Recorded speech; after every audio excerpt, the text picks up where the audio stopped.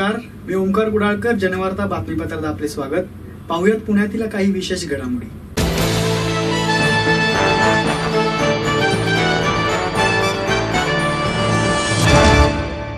शहरातील विविध ठिकाणी एटीएम मध्ये खडखडाट झाल्याने काँग्रेसच्या वतीने विश्रामबाग येथील एटीएम समोर आंदोलन करण्यात आले.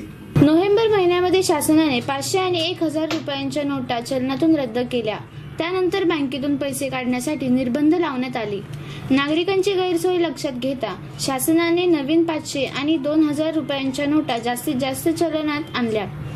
परंतु गेल्या काही दिवसात शासनाने एटीएम मधून पैसे काढण्यावरील निर्बंध उठवल्याने पुन्हा एकदा एटीएम मध्ये खडखडाट जाणवू लागला आहे. खासगी व राष्ट्रीयकृत बँकांमध्ये नो कॅशचा बोर्ड लावण्यात आल्याने नागरिकांना मनस्ताप सहन करावा लागत आहे. राष्ट्रीयकृत बँकांमध्ये रोकड उपलब्ध नसल्याने त्याचा ताण आणि सहकारी बँकांच्या एटीएम वर येत आहे. या सर्वच प्रकारचा पुणे शहर काँग्रेस कमिटीच्या वतीने निषेध करण्यात आला आहे. काँग्रेसच्या वतीने विश्रामबाग वाडा येथील एटीएम समोर तीव्र आंदोलन करून सरकारचा जाहीर निषेध करण्यात आला. यावेळी माजी महापौर कमलताई व्यवहारे आणि काँग्रेसचे कार्यकर्ते मोठ्या संख्येने सहभागी झाले होते. रोखीच्या व्यवहारांना आळा घालण्यासाठी सरकारने केलेल्या आवाहनाला नागरिकांनी फारसा प्रतिसाद दिला नसल्याचे चित्र आहे. अनेक बँका ई व्यवहारांवर मोठ्या प्रमाणात शुल्क आकारत असल्याने नागरिकही हातचे राखूनच ई पेमेंट करीत आहेत.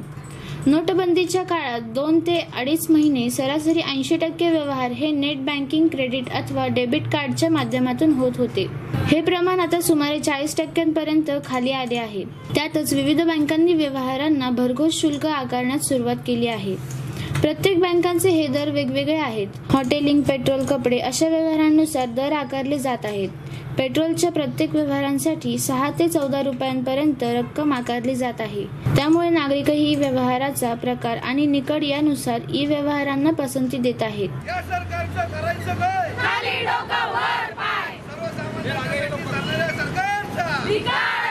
एटीएम मध्ये गेल्या 10 दिवसापासून एकही पैसा या पुणे शहरातल्या किंवा सबर्बन मधल्या एरियामध्ये जितके एटीएम असतील त्या एटीएम मध्ये एकही पैसा नाही. खडखडाट या एटीएमचं चाललेलं आहे. आपल्याला माहिती असेल की या पुणे शहरामध्ये महाराष्ट्रातले नव्हे तर देशातले विद्यार्थी या ठिकाणी शिकत असतात आणि या विद्यार्थ्यांच्या आईवडिलांनी पाठवलेले पैसे जर त्यांना फीसाठी म्हणा किंवा त्यांच्या मेससाठी म्हणा किंवा पुस्तकासाठी म्हणा जर त्यांना काढता येत नसतील तर त्या विद्यार्थ्यांनी जायचं कुठं? सगळ्यात मोठी अडचण त्यांची झालेली आहे. म्हणजे या विद्यार्थ्यांना आपण असं वाऱ्यावर सोडल्यासारखं त्यांना उपवाशी राहण्याची वेळ या विद्यार्थ्यांच्यावर जर कुणी आणली असेल तर या BJP सरकारने आणलेली आहे. आणि नोटाबंदी करून कॅशलेस करून की आम्ही डिजिटल इंडियाकडे भारताला नेत आहोत असं समजून हे जर कुणी काय करत असेल तर ही सगळ्यात मोठी गैरसमज आहे. आणि सगळ्यात जास्त याच्यामध्ये सफर जर कुणी झाले असतील तर त्या महिला झालेल्या आहेत, विद्यार्थी झाले आहेत आणि सर्वसामान्य माणसं झालेली आहेत. याच्यामध्ये आपण पाहता की कुणीतरी लाईनीमध्ये दिसले नोटा भरताना, कुणीही मोठा माणूस या बँकांच्या लाईनीमध्ये दिसला नाही. सर्वसामान्य माणूस त्या बँकांच्या लाईनीमध्ये दिसला. दिवसभर उन्हातानात आमचे सिनियर सिटीजन त्या ठिकाणी दिसले, वयस्कर महिला आमच्या भगिनी दिसल्या आणि आपल्या आयुष्याची पुंजी ज्यांनी जमा करून ठेवलेली होती ती घरात ठेवलेली होती ती पुंजी बँकेमध्ये आणण्याचं काम या सरकारने केलं. आणि आपल्या कुठल्या तरी खूप महत्त्वाच्या गोष्टीसाठी हे जे पैसे त्यांनी जपून ठेवलेले होते ते पैसे बाहेर काढण्याचं काम जर कुणी केलं असेल तर ह्या BJP सरकारने केलेलं आहे. आणि ते पैसे काढा तुम्ही. आम्हाला नोटाबंदी करण्याला आमचा विरोध नाही आहे, आमचा विरोध नव्हता, पण तुम्ही सर्वसामान्यांची पिळवणूक त्या ठिकाणी जी चालवलेली ती बंद केली पाहिजे. त्यांचे असणारे पैसे त्यांना पाहिजे तेव्हा काढता आले पाहिजेत आणि एटीएममध्ये भरपूर पैसे त्यांनी टाकले पाहिजेत. प्रत्येक एटीएममध्ये रोजच्या रोज त्यांनी एटीएम चेक केलं पाहिजे. 15-15 दिवस त्या एटीएमच्याकडे कुणी फिरकत नाही आणि याच्यामध्ये सर्वसामान्य माणूस होरपळून निघालेत, विद्यार्थी होरपळून निघालेत. म्हणून आम्ही या ठिकाणी या एटीएमचा दशक्रियाविधी या ठिकाणी संपन्न केलेला आहे. या माध्यमातून आम्ही जनजागृती करून या सरकारचे डोळे उघडण्याचं काम या ठिकाणी करत आहोत आणि त्यांचा या ठिकाणी आम्ही निषेध करतो. धन्यवाद.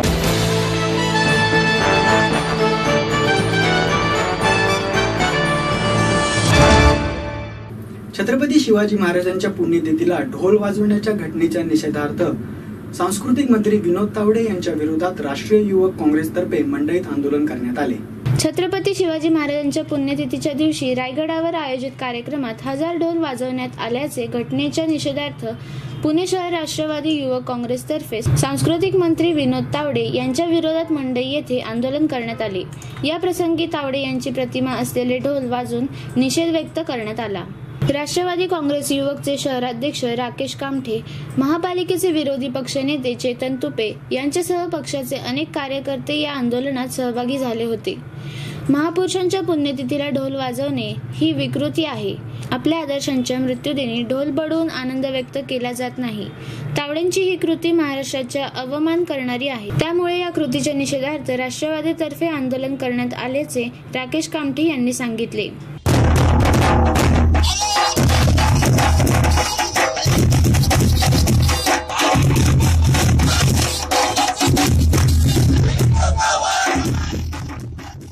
आराध्य दैवत छत्रपती शिवाजी महाराज यांचा काल पुण्यस्मरण दिन होता. त्या पुण्यस्मरण दिनी राज्य सरकार व महाराष्ट्राचे सांस्कृतिक कार्यमंत्री बोगस तावडे यांनी एक अजब कार्यक्रम तिथे साजरा केला की 1000 ढोल वाजवून ते महाराजांना तिथे मानवंदना त्यांनी दिली. 3 दिवस आधी त्यांची चूक लक्षात आली होती. त्यावेळेस त्यांनी जाहीर केलं होतं की हा कार्यक्रम आम्ही रद्द करणार. तरी त्यांनी महाराष्ट्रातील जनतेची कुठलीही विचार न करता स्वतःच्या म्हणण्याने तिथं काल 1000 ढोल वाजवले. पुण्यतिथीनिमित्त त्यांना विचारा की त्यांचे वडील जर वारले, वडिलांचे ज्यावेळेस पुण्यस्मरण असेल त्या दिवशी ते त्यांच्या घरासमोर ढोल वाजवणार का? त्या घटनेचा आम्ही तीव्र निषेध करतो व भारतीय जनता पार्टीला व राज्य सरकारला एक आव्हान देतो की येणाऱ्या काळात परमपूज्य गोळवलकर गुरुजी किंवा हेडगेवार गुरुजी, पंडित दीनदयाळ उपाध्याय किंवा स्वातंत्र्यवीर सावरकर यांची पुण्यतिथी असेल त्या दिवशी आम्ही पुणे शहरात जिथे त्यांचे पुतळे असेल तिथं राष्ट्रवादी युवक काँग्रेसच्या वतीने त्यांच्या पुतळ्यासमोर जाऊन आम्ही स्वतः ढोल वाजवून त्यांची पुण्यतिथी साजरी करू. विनोद तावडे, विनोद तावडे, राकेश कामठे, शहराध्यक्ष राष्ट्रवादी युवक काँग्रेस पुणे शहर.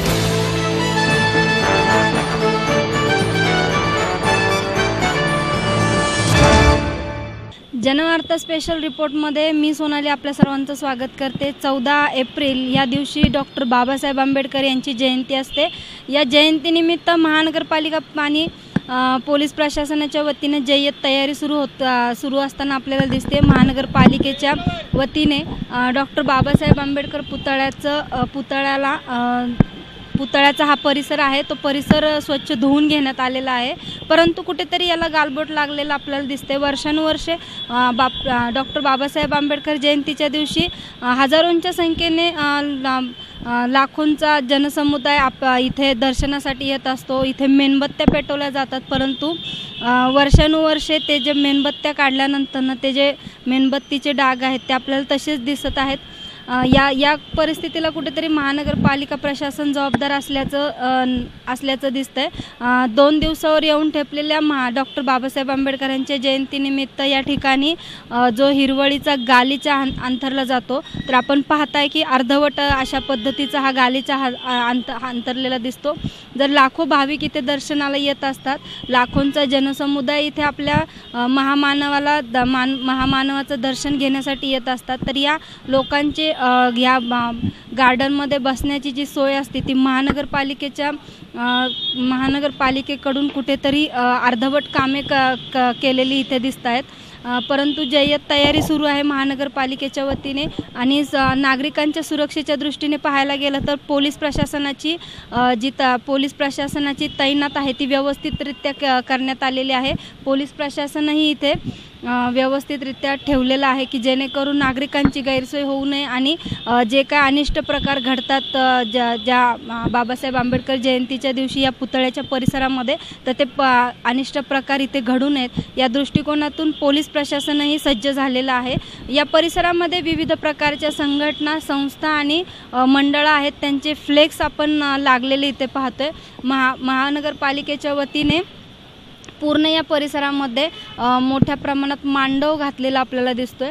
महानगरपालिकेने जे तयारी तर व्यवस्थित केलेली आहे पण कुठेतरी गालबोट लागू नये याची महानगरपालिकेने दक्षता घ्यावी असं येथील या परिसरातील जे नागरिक आहेत त्यांचं असं म्हणणं आहे.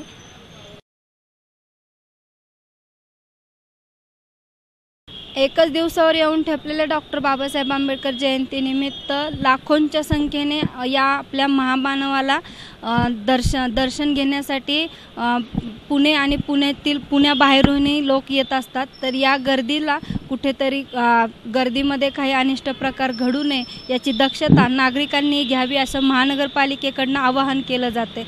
व्हिडिओ जर्नलिस्ट सुमित आंबेकरसह मी सोनाली, जनवार्ता न्यूज, पुणे.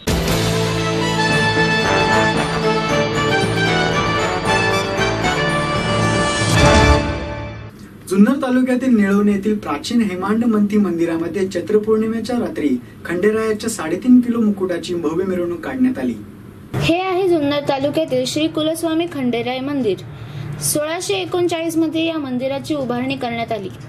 स्वतः खंडेराय या ठिकाणी वास्तव करीत होते। या गडावरून नंतर खंडेराय जेजुरी गडावर गेले असल्याची आख्यायिका सांगितली जाते। जुन्नर तालुक्याला आता पर्यटनाचा दर्जा मिळाला। यातच हे मंदिर गडावर असून सुद्धा चांगल्या प्रकारे सुशोभीकरण ग्रामस्थांनी केले आहे। लाखो भाविक भक्तांचे श्रद्धास्थान कुलदैवत खंडोबारायाला चैत्र पौर्णिमेनिमित्त संपूर्ण महाराष्ट्रातून भाविक आपला कुलाचार करण्यासाठी येत असतात। त्याचबरोबर रात्री या मिरवणुकीमध्ये 5 गावातील काठ्यांचा भव्य सोहळा संपन्न करण्यात येतो। पालखीचा ओलांडा घेणे म्हणजेच आपल्या मनोकामना पूर्ण होतात असा समज मानला जातो। या छबिन्यामध्ये भाविक मोठ्या संख्येने उपस्थित राहतात। प्रत्येक गावातून या छबिन्याची मिरवणूक काढून पालखी गडावर आणण्यात येते। त्या ठिकाणी आरती करून या पौर्णिमेची सांगता गावकरी करतात।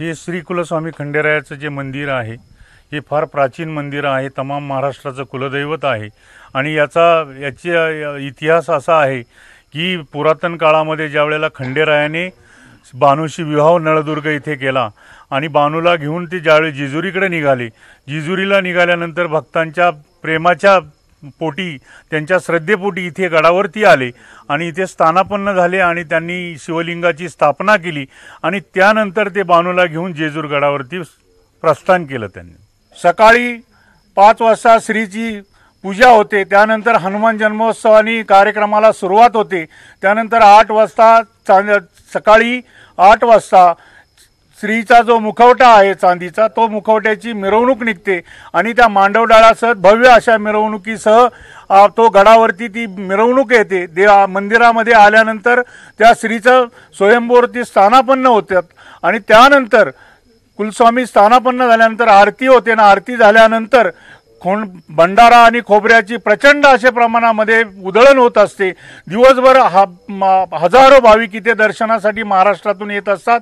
आज जवळजवळ नाही म्हटलं तर 50 ते 60 हजार भाविकांनी कुलस्वामीचं आपल्या दर्शन घेतलेलं आहे आणि त्यानंतर 8 वाजता गावोगावच्या ज्या देवकाठ्या येतात त्या देवकाठ्या आल्यानंतर त्यांची एकत्र जमवतात आणि चांदीची जी 30 किलोची चांदीची पालखी ग्रामस्थांनी देवस्थांनी बनवलेली आहे त्या पालखीमधून परत श्रीची मिरवणूक निघते आणि त्याला आम्ही छबिना म्हणतो। देवकाठ्या आणि तो पालखीची मिरवणूक अतिशय भव्य दिव्य स्वरूपात निघते आणि त्यावेळेला शोभेचं दारुकाम आतषबाजी असते आणि त्यानंतर तो छबिना गडावर आल्यानंतर पालखीतून परत देवाला घेऊन स्वयंभूवरती त्यांना स्थानापन्न करतात, आरती करतात आणि ज्या गावोगावच्या मानाच्या काठ्या आलेल्या असतात देवकाठ्या त्यांना मानाप्रमाणे त्यांना सन्मान करून त्यांना काठ्या शिखराला लावल्या जातात आणि त्यानंतर शोभेचं दारुकाम होतं, गडावरती आतषबाजी होते आणि त्यानंतर मनोरंजनाचे कार्यक्रम होतात आणि उद्या संध्याकाळी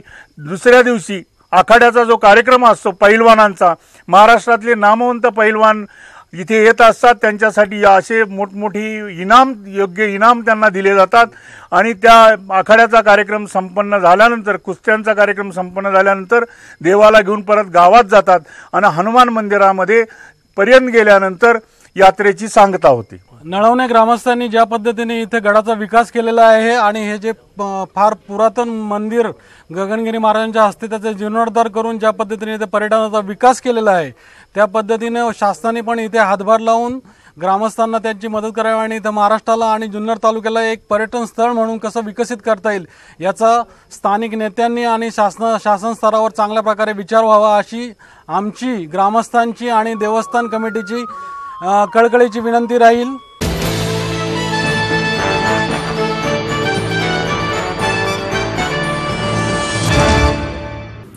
दिव्यांग संघ महाराष्ट्र राज्य पुणे जिल्हा अपंग संघटनेच्या वतीने विविध मागण्यांसाठी धरणे आंदोलन करण्यात आले.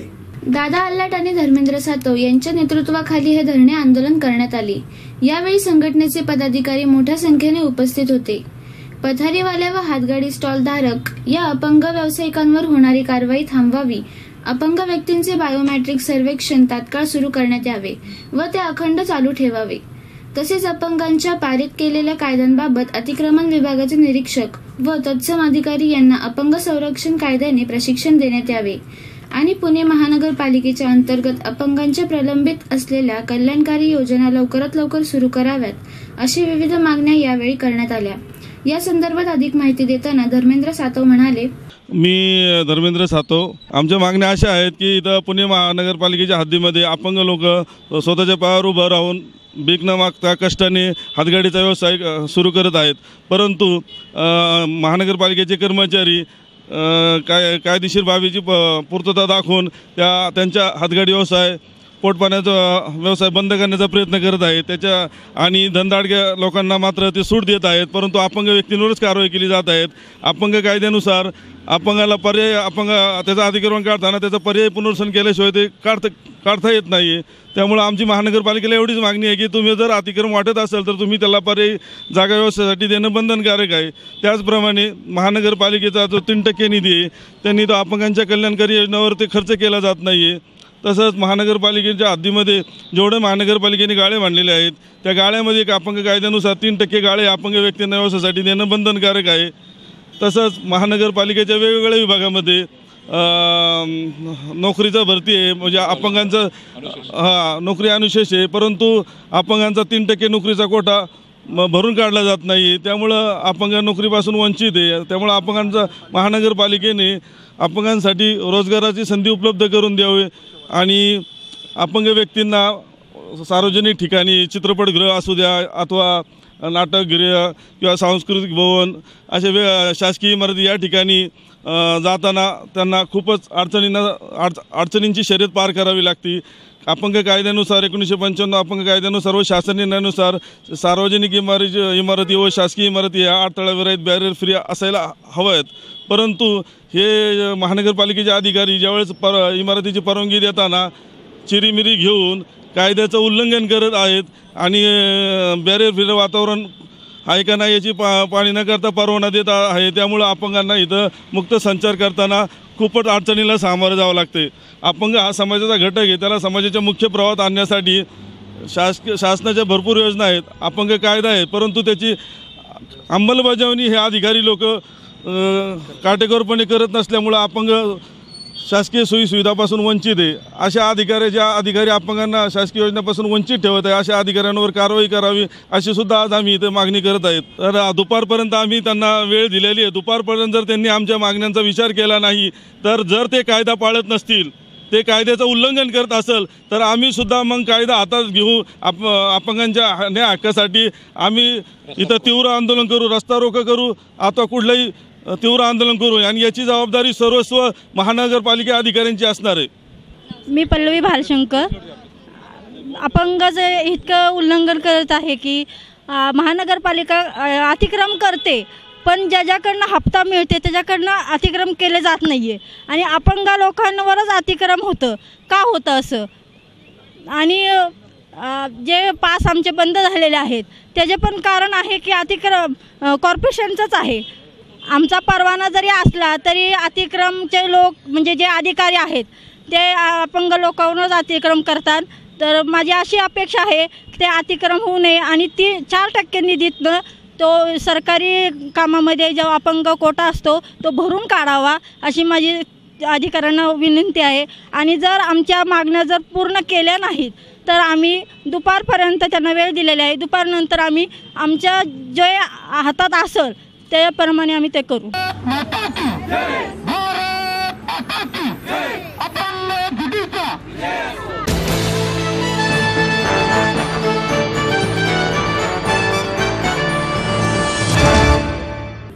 कॉम्रेड शरद पाटील या पुस्तकाचे प्रकाशन डॉक्टर साळुंके यांच्या हस्ते करण्यात आले. पूर्वी असलेला जातीय सलोखा आता राहिला नाही.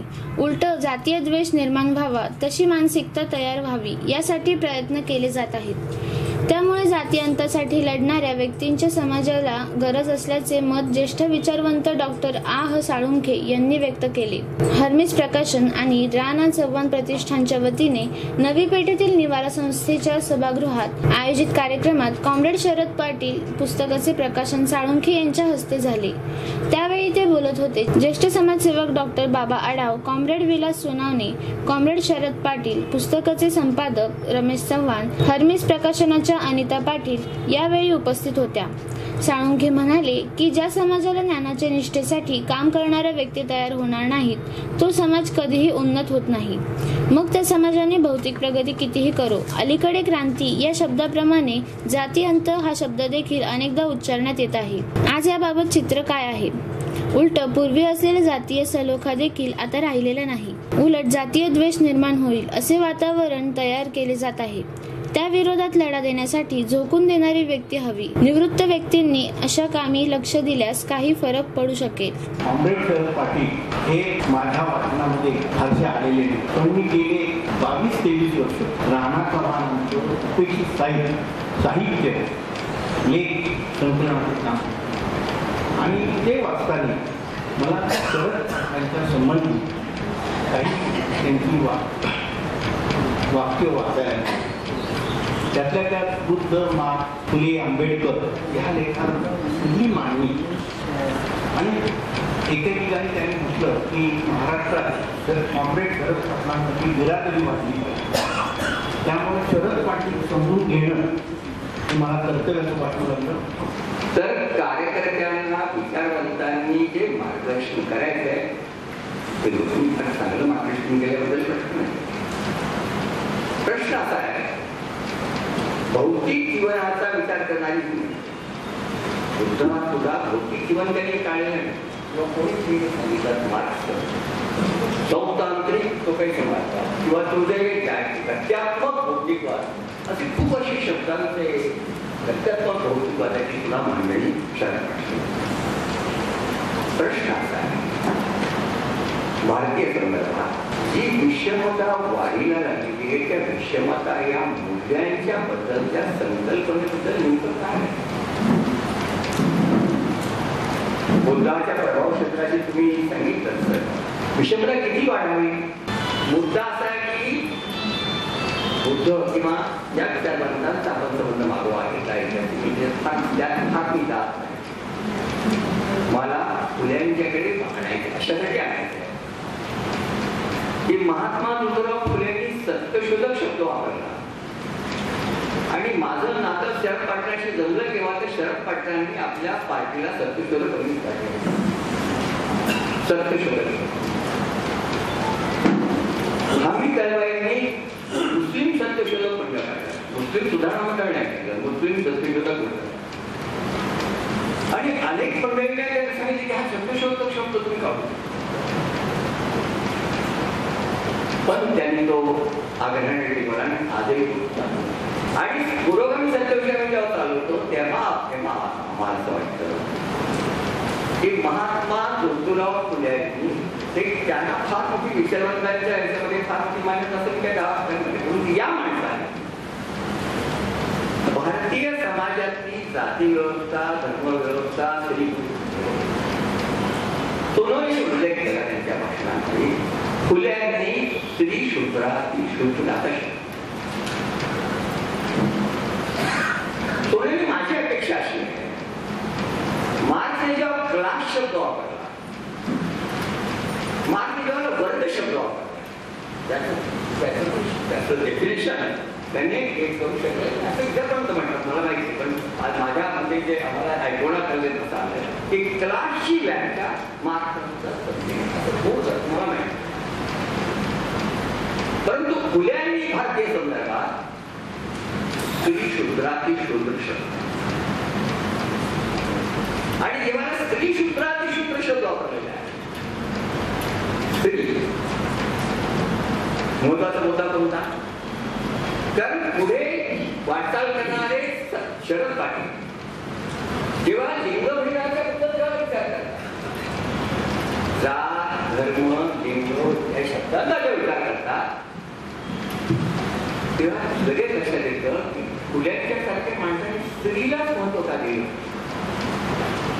महाकौशल्यांनी असे त्यांच्या मांडणी केली. स्त्री श्रेष्ठ का पुरुष श्रेष्ठ असा एक संवाद त्यांनी याविका मंडळी त्यांनी ते वाचलेलं आहे. आणि पुढे ते सांगतात की स्त्री श्रेष्ठ आहे, पण त्याचं तर्काचं उत्तर मांडत असताना ते सोप्या भाषेत बोलतात आणि शेवटी कन्क्लुजनला कुठे येतात, तिला मातृत्व मिळालेलं आहे. आणि मातृत्व म्हणजे आपलं सर्वस्व अर्पण करण्याची, मुलांच्या मध्ये करण्याची देण मिळाली आहे. मानवाची सर्वात मोठी ती देण आहे अशा स्वरूपाची म्हणण्यानंतर फुले देतात की तुम्ही. तेव्हा मला म्हणायचं आहे की या माणसाने ते जो त्यांनी विचारलं तर काय म्हणाले, मला हे सांगितलं पाहिजे शरद पाटलांची ती रुजूक आहे. सगळ्या मंडळाने माहिती आहे, विषमता निर्मूलन समितीच्या शिबिरांना हजर राहणारी 2-3 माणसं ही तुम्हाला मी निश्चितपणे सांगेन. हा आवडली म्हणजे एकच होती, पण त्यांना मुद्दाम यातून सांगतोय. एक म्हणजे तर्कप्रेमी दर्शन शास्त्री जोशी आहे, राणा चव्हाण यायचे, आणि तिसरे का भारतीय समाजाची सबंध उभारणी विषमतेवर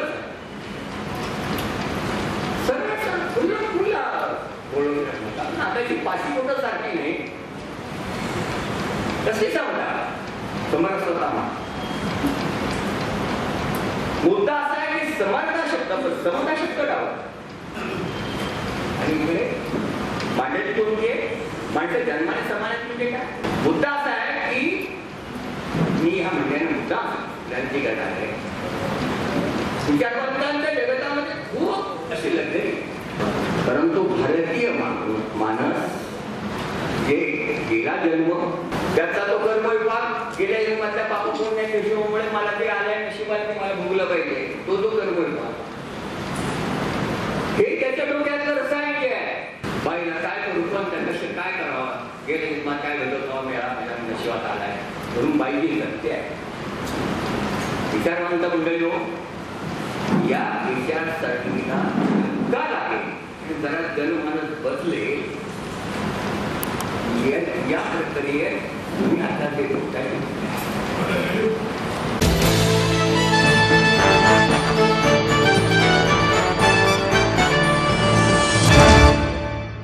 आणि याचबरोबर आजचे जनवार्ता बातमीपत्र संपले. उद्या पुन्हा भेटू याच वेळी. नमस्कार.